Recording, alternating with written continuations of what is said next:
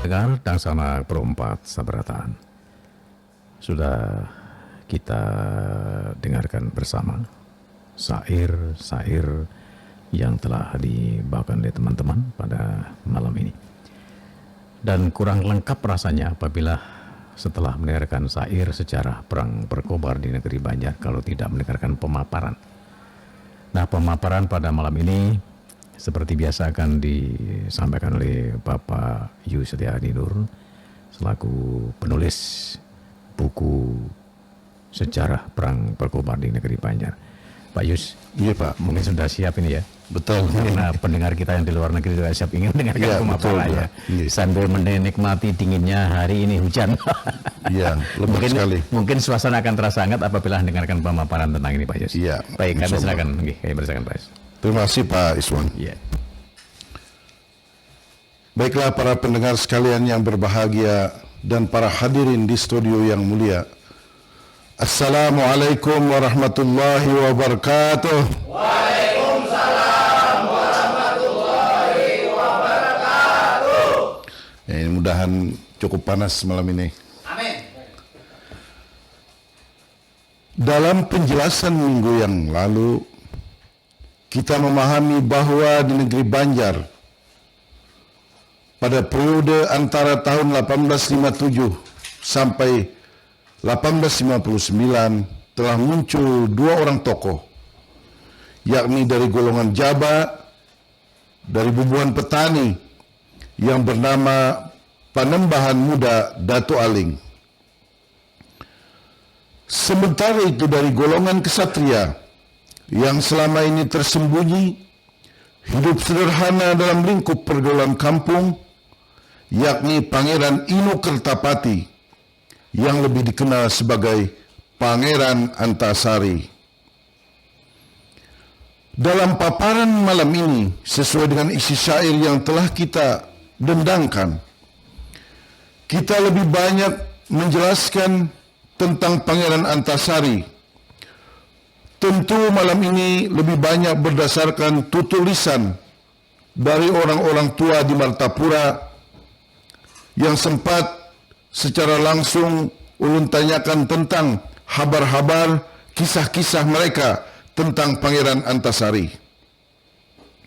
Maka malam ini habar-habar dan kisah-kisah orang tua dahulu tentang Pangeran Antasari di luar dari teks yang ada di dalam arsip dan buku-buku, maka ulun kisahkan supaya kita bisa memahami secara lebih mendalam tentang Pangeran Antasari ini.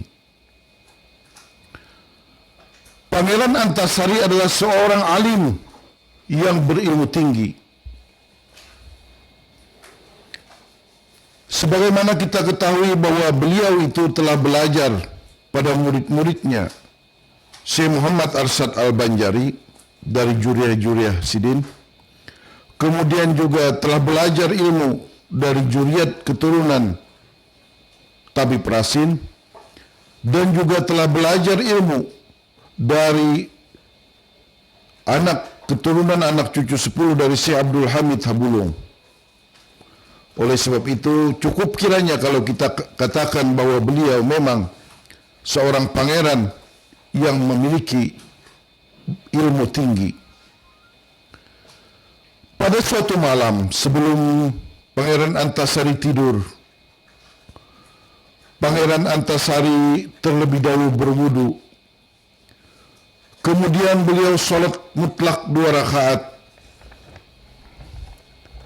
Setelah mengucapkan salam, Pangeran Antasari kemudian duduk tafakkur. Sidin masih duduk batalimpuh, atau ujar kita duduk tahiyat. Lalu tangan kiri Sidin kepalkan atau Sidin genggam, dan Sidin letakkan ke paha sebelah kanan.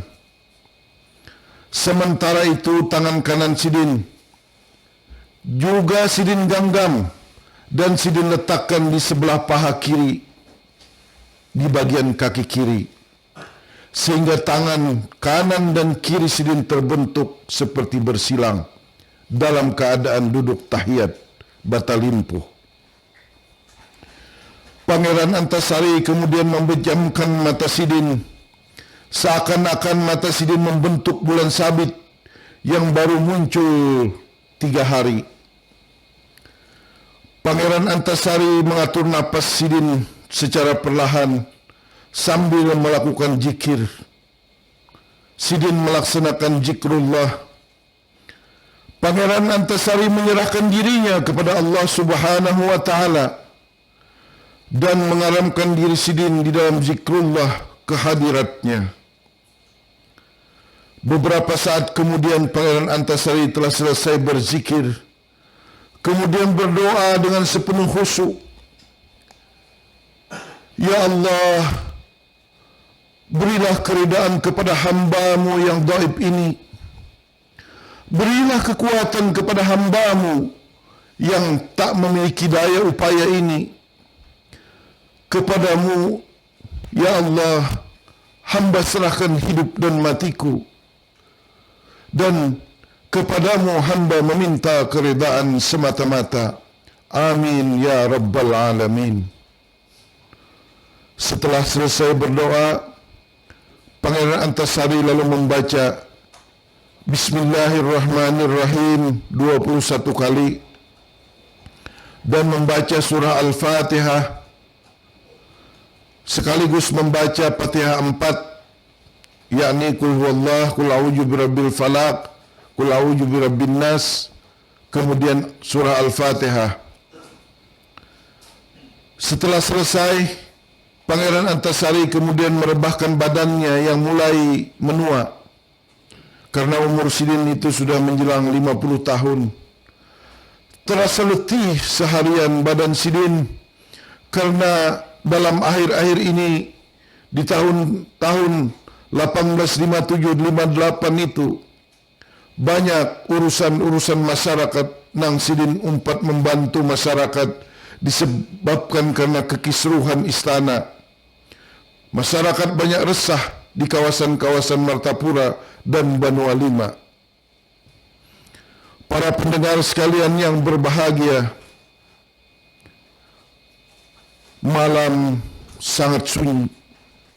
Namun demikian, hanya suara kodok bersaut-sautan karena hujan yang luruh membasahi tanah-tanah di sekitar kota Martapura sejak siangnya hingga menjelang Isya.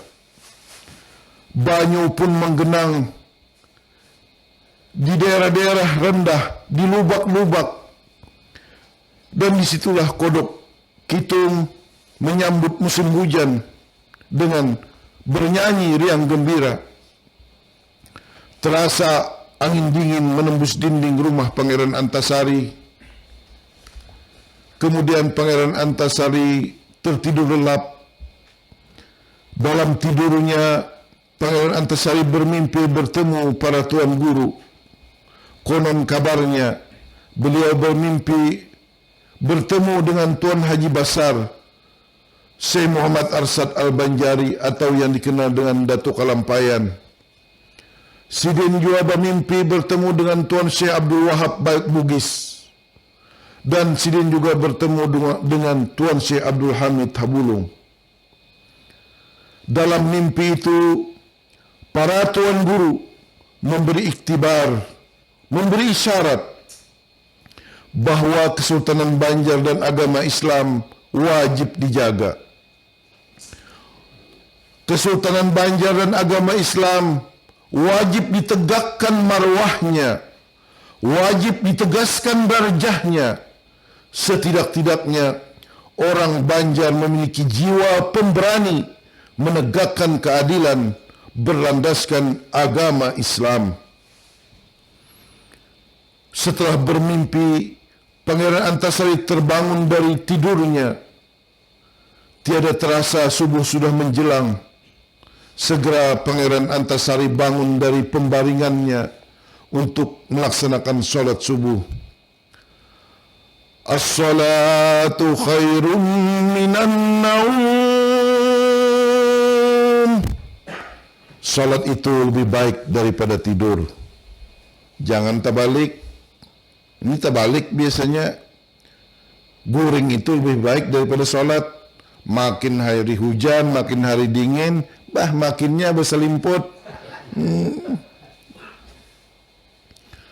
Artinya kita sebagai umat Rasulullah sallallahu alaihi wasallam dilakasi, dihancapi.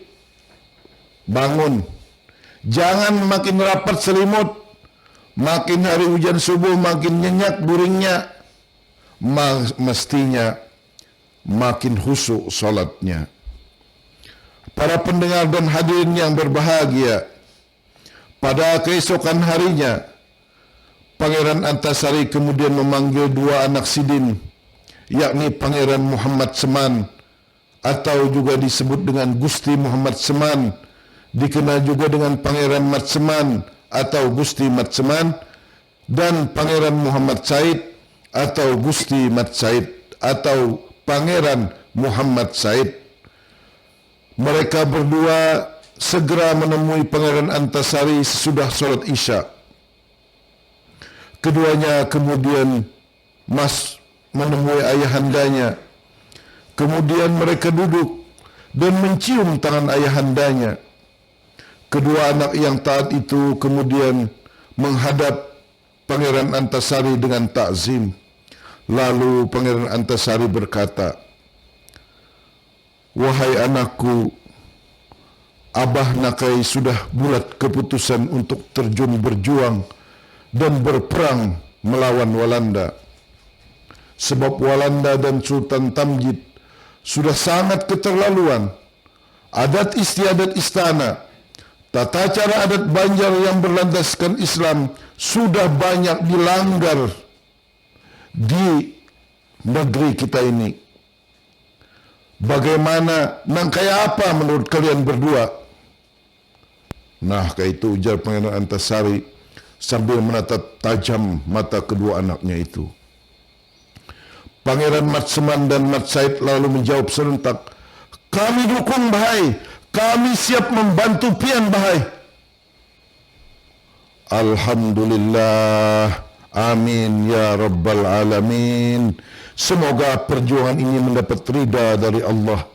Demikian sahut Pangeran Antasari. Nah, ini ilmu palumpungan atau pamungkas Nakai malam ini Abah sampaikan melawan Ikam. Karena sehabis ini mungkin kita akan bertemu lagi. Kita akan berperang habis-habisan melawan Walanda, ujar Pangeran Antasari. Maka Pangeran Antasari mempraktikkan ilmu Campadih Sidin. Sidin memperagakan cara kuntau Banjar. Sidin menendang, menyimpa, menyapu, melompat, menghindar. Lalu Sidin masuk ke dalam tikar. Sidin gulung tikar itu.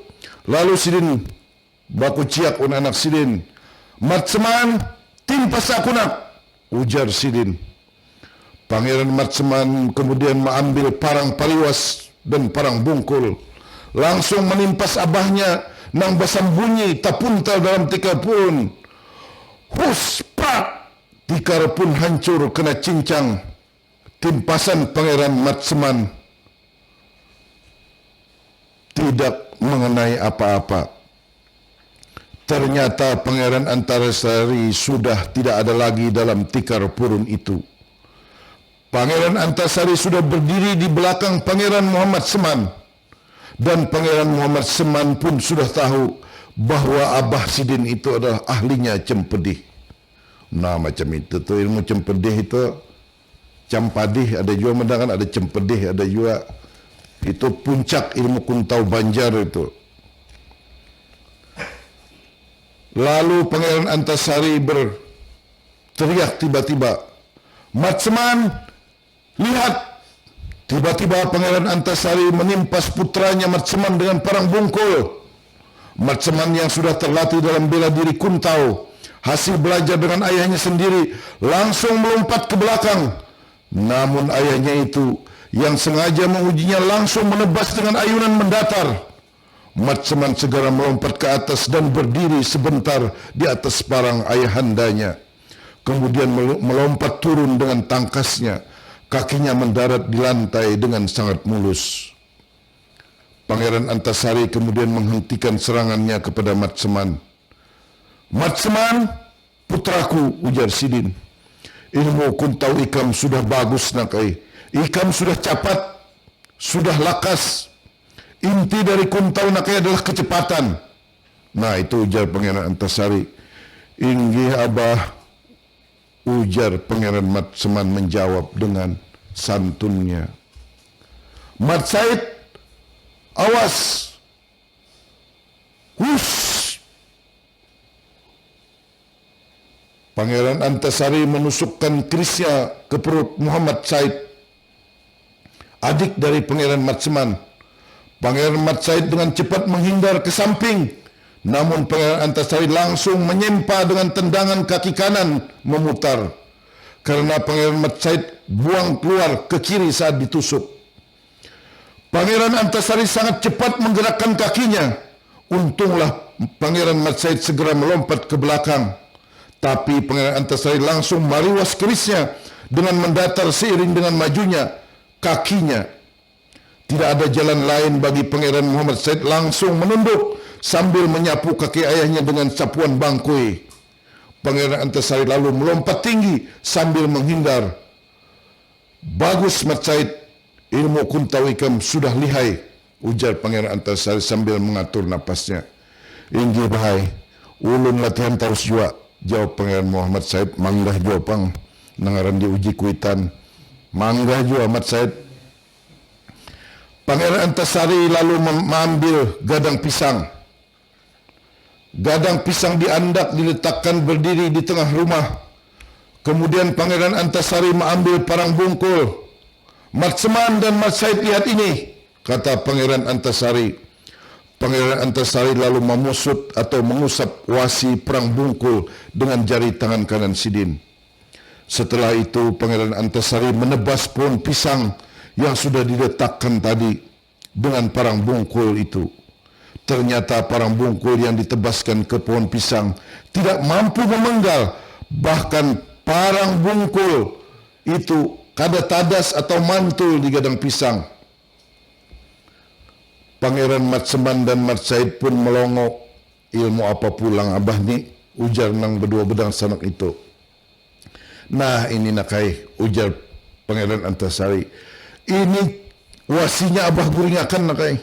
Ini cara manidurkan wasi nakai, ujar Pangeran Antasari. Oh kayak itu kabah, bisa guring dia sekalinya wasilah bahlah jar. Iya nakai, makanya lawan gadang pisang aja, lamun wasi ni kuguringakan, wasigin kada tadas nakai. Lalu Pangeran Antasari kembali mengusap wasi parang bungkul dengan jari tangan kanan Sidin. Kemudian langsung parang itu Sidin timpasakan, Sidin tebaskan ke gadang pisang. Langsung gadang pisang itu punggal. Langsung punggal dua. Nah, penggal atau punggal kalunak, sebab wasinya sudah dalam. Sudah aku bangunakan nakai. Sudah bangun pulangnya nakai, kata Pangeran Antasari. Malah bahlah jar. Bisa guring, bisa bangun jua wasi itu. Pangeran Antasari kemudian meletakkan parang bungkul di atas sisa peninggalan gadang pisang yang masih tersisa. Jadi parang bungkul itu diandak oleh Pangeran Antasari di atas gadang pisang. Pangeran Antasari kemudian duduk sebentar di lantai sambil memejamkan mata. Kemudian Sidin membuka mata. Mata Pangeran Antasari dengan tajam memandang wasi atau parang bungkul di atas gadang pisang. Dalam waktu singkat, wasi parang bungkul memijar mengeluarkan pijaran api. Wasi parang bungkul kemudian melilih laksana lelehan air.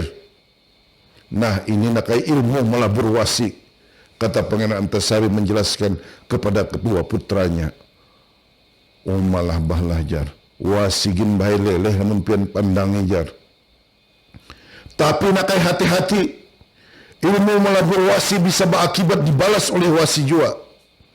Bisa terbunuh oleh wasi nakai karena ikam durhaka lawan wasi. Oleh sebab itu nakai, setelah mengamalkan ilmu ini kalian harus baca istighfar dan salawat kepada baginda Rasulullah sallallahu alaihi wasallam dan memberi hadiah Fatihah dengan baginda Nabi Daud alaihi salam, ujar Pangeran Antasari. kedua putra Antasari yakni Pangeran Mat Seman dan Mat Said pun mengangguk-angguk. Inggi abahai lamun macam itu, insyaallah ulun pun ma'amalakan jua. Ini nakai karena malam ini palumpungan sebab kita akan perang, maka beberapa ilmu akan abah limpahkan lawan diikan berdua, ujar Pangeran Antasari. Para pendengar sekalian dan hadirin di studio yang berbahagia, Pangeran Antasari mencoba mematangkan ilmu kedua anaknya dalam rangka membekali kemampuan diri untuk persiapan perang, karena dalam perang taruhannya adalah nyawa. Perang itu adalah sesuatu yang sifatnya bisa saja tidak ada lagi pertemuan antara abah dan anak, antara istri dan laki, dan keluarga-keluarga lainnya, maka semuanya harus dipersiapkan dengan sebaik-baiknya. Pangeran Antasari mengambil kain putih, lalu Sidin hamparkan di atas lantai rumah Sidin. Di atas kain putih itu masing-masing Sidin letakkan benang dan jarum serta sebilah pisau atau sebilah lading. Kemudian kedua putranya lalu disuruh Sidin duduk di kain putih masing-masing. Pangeran Antasari lalu duduk jua menghadap kedua orang putra Sidin itu. Lalu Pangeran Antasari mulai membisikkan lawan Pangeran Muhammad Seman dan Pangeran Muhammad Said. Apakah yang dibisikkan oleh Sidin, oleh Pangeran Antasari kepada kedua anaknya itu? Yang dibisikkan itu memang ulun tahu. Yang pertama, apa itu diri terdiri? Yang kedua, apa itu diri terjalli? Yang ketiga, apa itu diri diperi-perikan? Yang keempat, apa itu asal kejadian diri? Yang kelima, apa itu asal ngaran wasi dan asalnya wasi? Yang keenam, apa itu berdiri di Alipullah?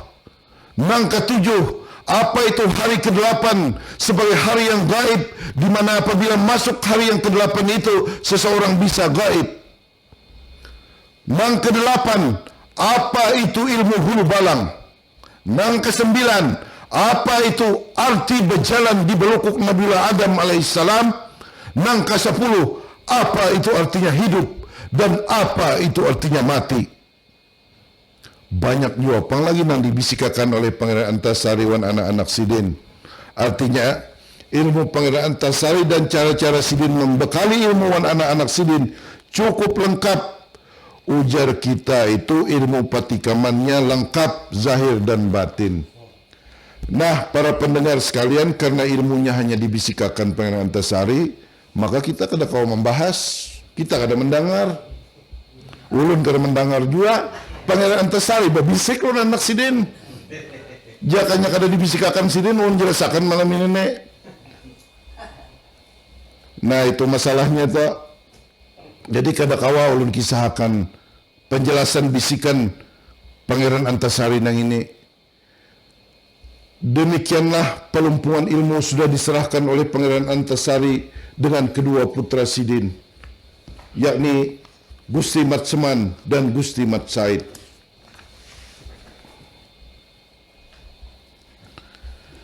Pangeran Antasari lalu mengajarkan benteng pertahanan yang paling kuat kepada kedua anak Sidin.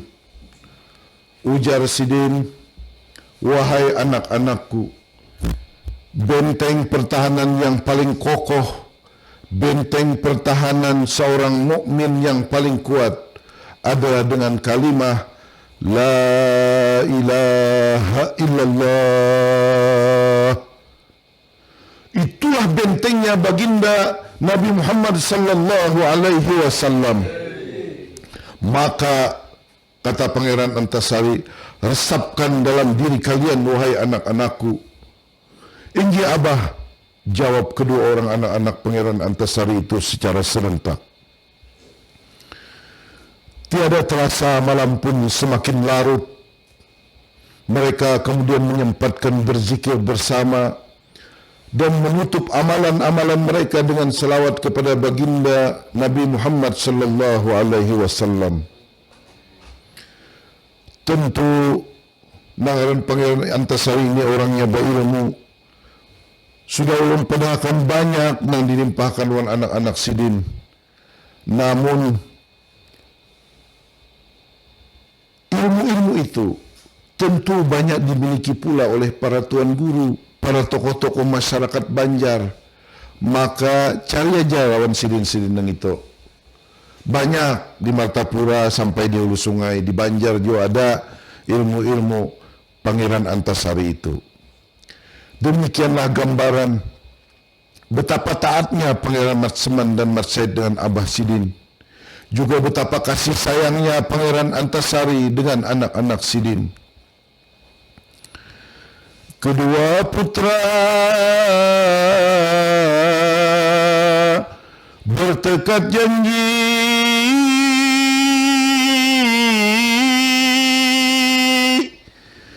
setia kepada tegaknya negeri,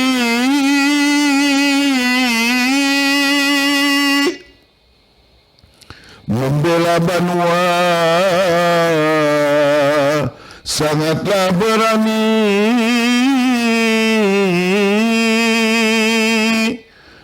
membantu ayahanda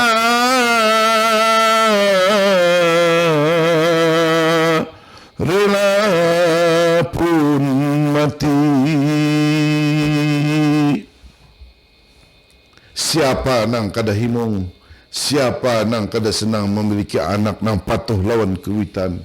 Himung senang Pangeran Antasari memiliki anak-anak nang penurut, anak-anak nang pasian lawan kuitan. Pangeran Antasari memadahi mengatakan lawan anak-anak Sidin, anak-anakku dengarkan papada abah nak, ujar Sidin.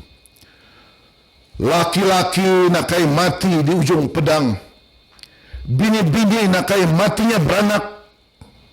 Jangan di dalam rumah menjadi macan, di luar rumah menjadi acan. Artinya di rumah aja nang pewanian, lima di lain pengoncot, lima lawan dang sanak peragah jagau, lima lawan orang kedawani, lima sabubuhan peragah paharatnya, lima lawan musuh pina pauyuhnya, lima lawan orang nang kada bedaya pina pawanian, lima lawan orang nang pina kuat bahinip. Nah, itu maksudnya. Itu pada Pangeran Antasari itu terkenal di Martapura itu wan di Banua Lima. Laki-laki mati di ujung pedang,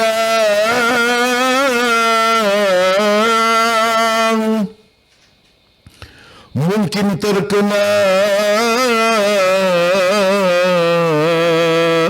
peluru senapang.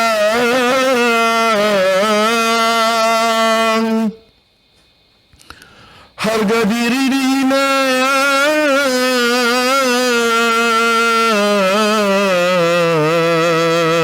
sangat berpantang. Lebih baik mati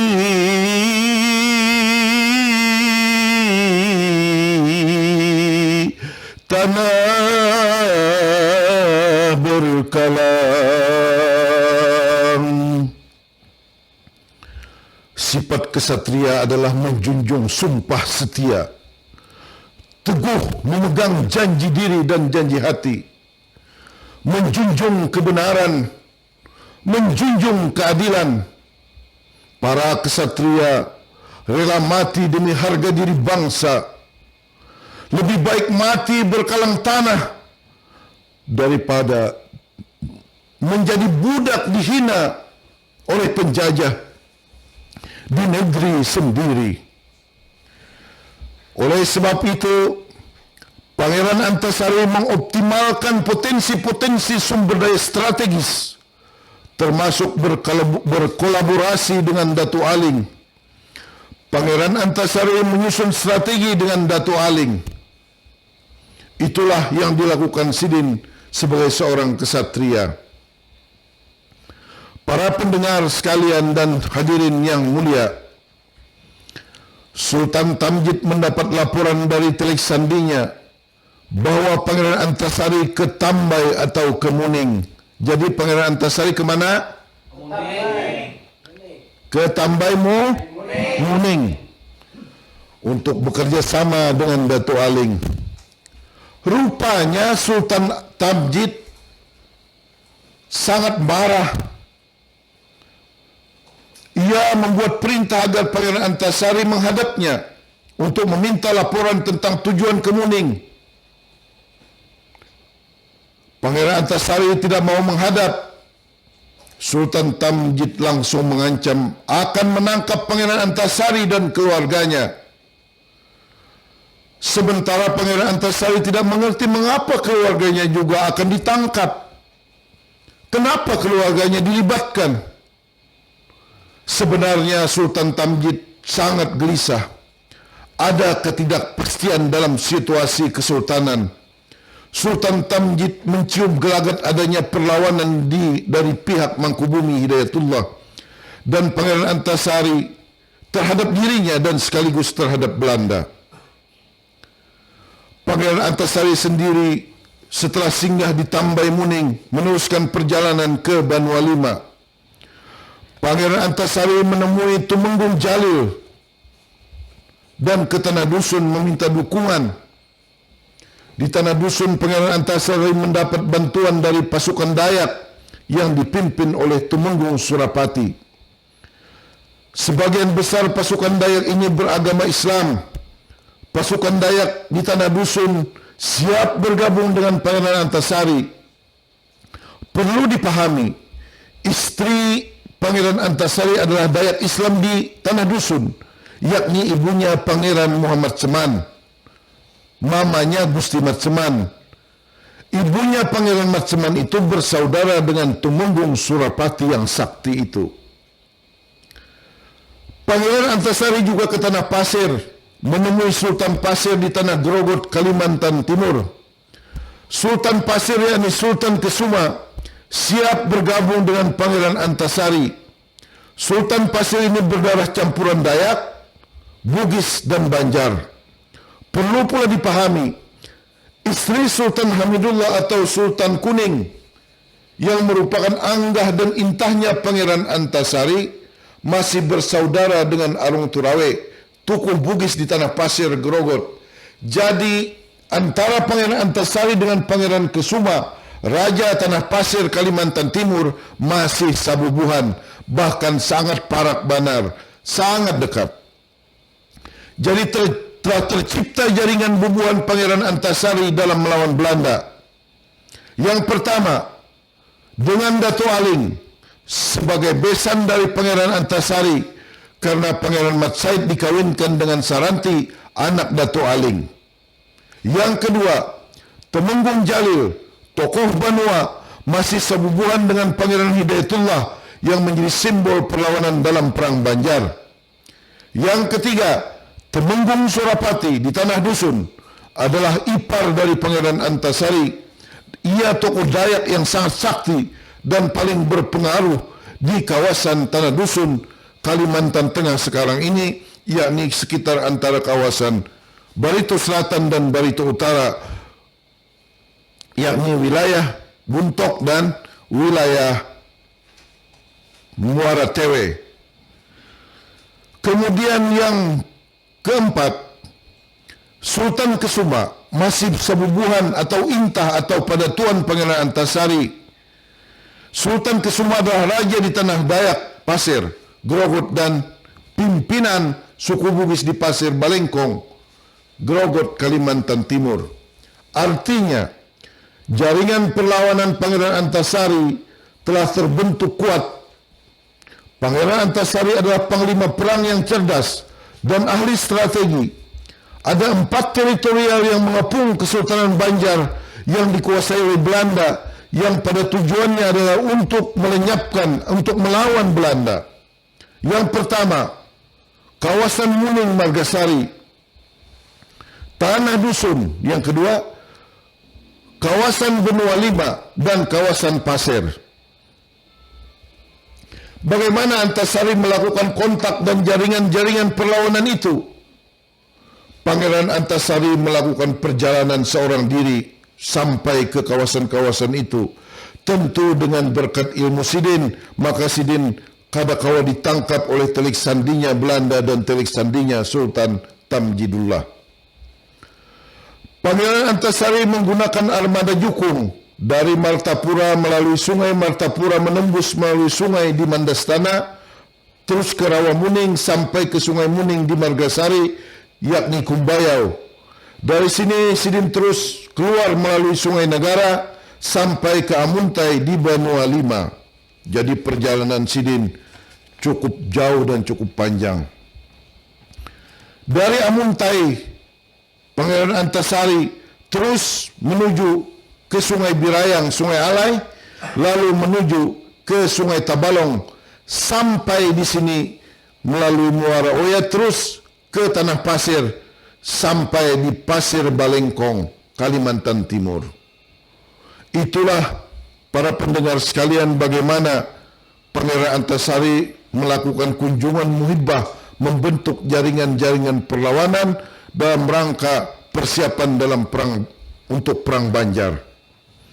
Para pendengar dan hadirin di studio yang berbahagia, selanjutnya berdasarkan isi syair, kita akan memaparkan dahulu pertemuan Sultan Tamjid dengan Pangeran Hidayat. Ini ulun kutip dari buku Bapak Hius Samsudin. Ini Bapak Profesor Hius Samsudin dengan judul Antasari, sebuah novel sejarah yang diterbitkan oleh Ombak Yogyakarta tahun 2014. Jadi ini adalah sebuah kisah sejarah dalam bentuk novel.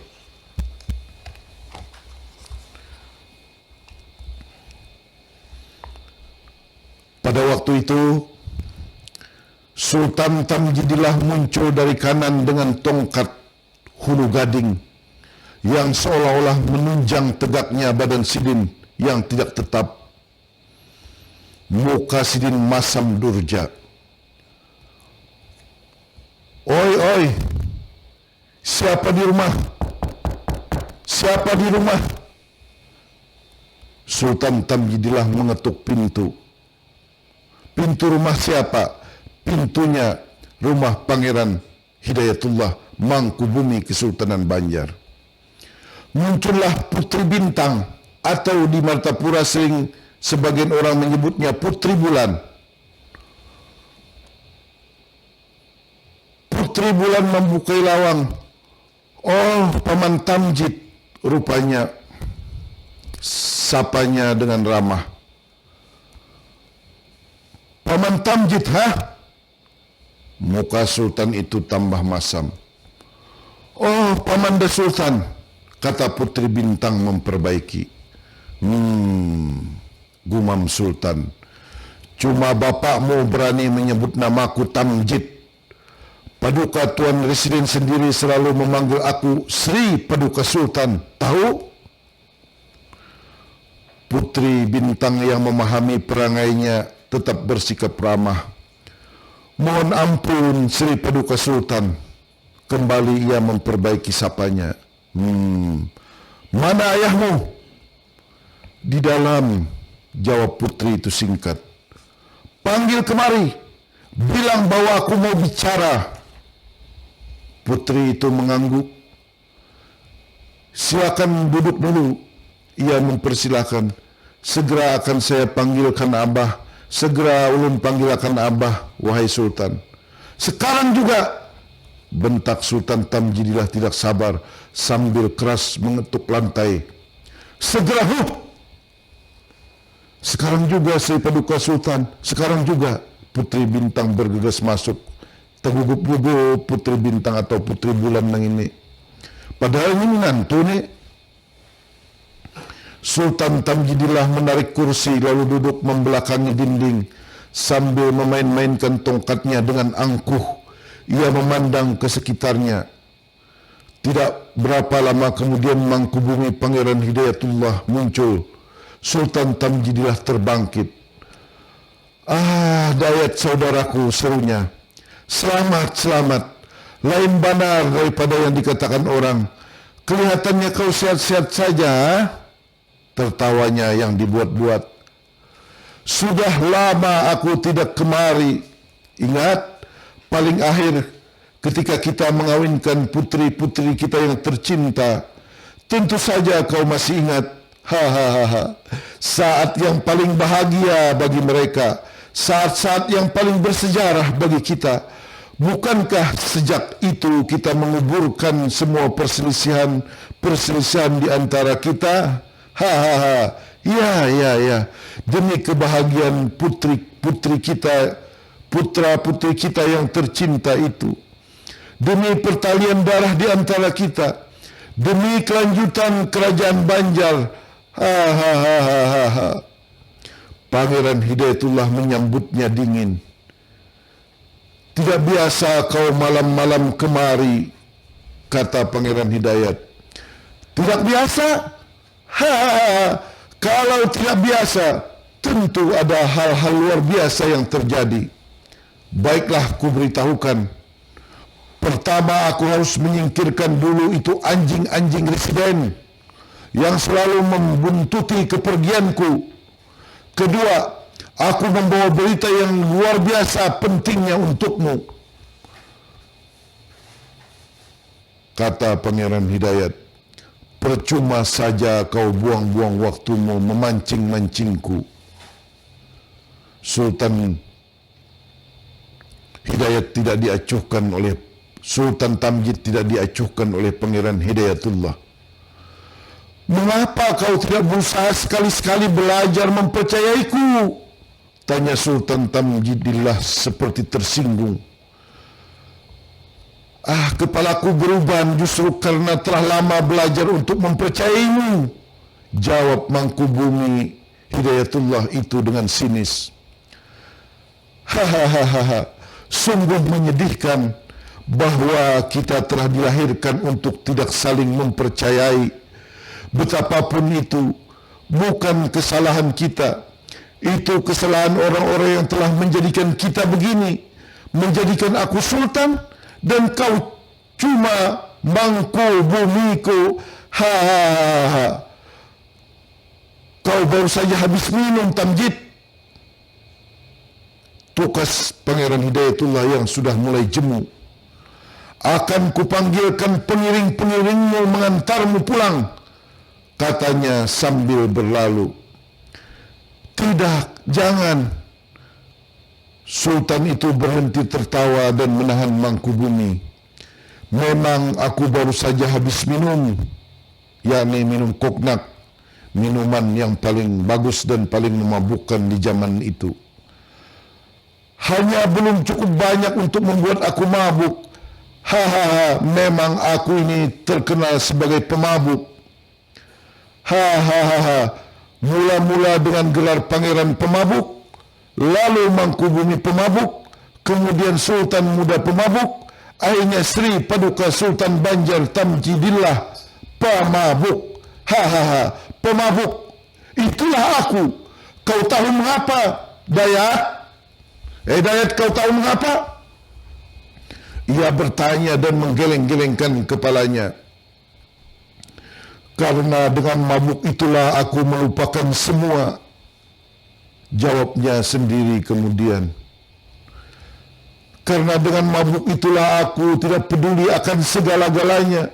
Dengan mabuk aku bergembira, dengan mabuk aku lupa. Mabuklah kawanku yang setia dan tercinta, yang mempunyai lengan yang kuat untuk bersandar dan bertopang, yang tidak pernah meninggalkan aku kesepian sendiri sepanjang zaman keemasan pemerintahanku ini. Demikian katanya Tamjid, berusaha menutup-nutupi perasaan hatinya yang sesungguhnya. Aku panggil pengiring-pengiringmu, wahai Sultan, kata Pangeran Hidayatullah serta berusaha lagi berlalu. Melihat Sultan Tamjid dalam keadaan yang demikian. Demikianlah separuh dari penjelasan akan kita sambung bagaimana cerita pertemuan Sultan Tamjidillah yang dalam keadaan mabuk, dalam keadaan resah, dalam keadaan kecewa menghadapi persoalan-persoalan istana. Semakin hari persoalan istana semakin runyam, rakyat semakin gelisah, dan Mangkubumi Hidayatullah pun mulai juga tidak suka dan tidak percaya dengan saudara tirinya Pangeran Tamjidillah. Jadi konflik Kesultanan Banjar semakin meruncing, kesultanan menuju perang. Demikian kira-kira Pak Iswan. Terima kasih. Baik, terima kasih Pak Yus. Wah, semakin ramai ini sudah ada pemabuk. Iya, okay. Sama aja kalau lingkungan kita Pak Yus ya. Lingkungan kita tuh kalau memang sudah ada yang tukang mabuk, narkoba lah katakanlah. Ini kayaknya memang sudah kada aman lagi nih kayaknya nih. Jadi perlu ditinggalkan pos kamling dan lain sebagainya. Baik Pak Yus, terima kasih atas pemaparannya. Terima kasih Pak Iswan. Terima kasih sekali lagi, mudah-mudahan ini bermanfaat bagi pendengar kita seberatan. Baiklah, wassalamualaikum warahmatullahi wabarakatuh.